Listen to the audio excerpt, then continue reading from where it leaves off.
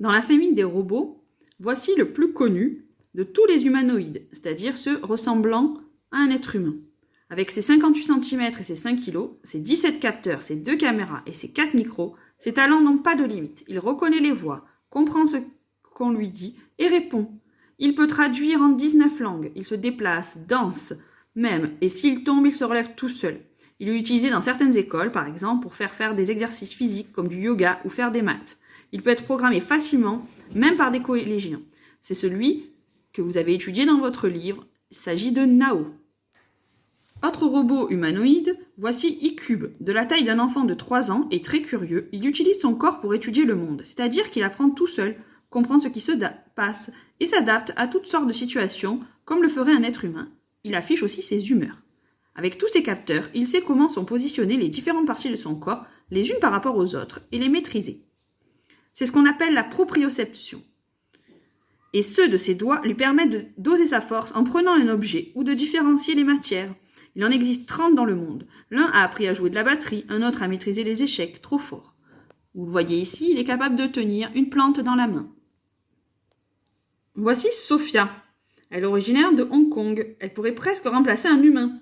Son visage est très réaliste, de quoi nous perturber.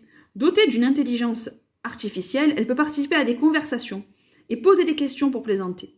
Elle a même donné des interviews à la télé et fait un discours à l'ONU. Elle sait interpréter les émotions humaines, ce qu'on appelle l'empathie, et en créer auprès de ceux qui lui parlent.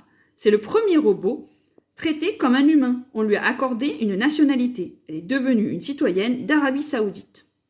D'autres robots ne sont pas mis dans la catégorie des humanoïdes, mais par exemple des robots médicaux.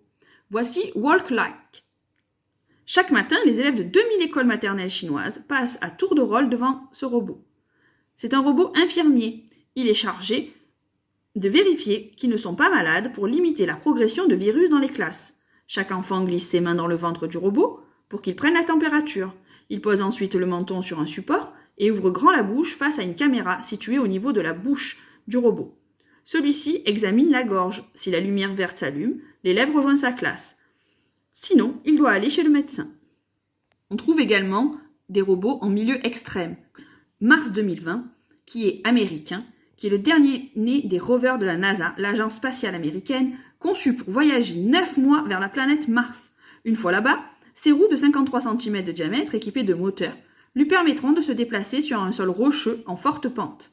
Un long bras articulé doté d'outils lui permettra de faire des trous dans la roche, de recueillir des images microscopiques et d'analyser la composition du sol à la recherche de traces de vie.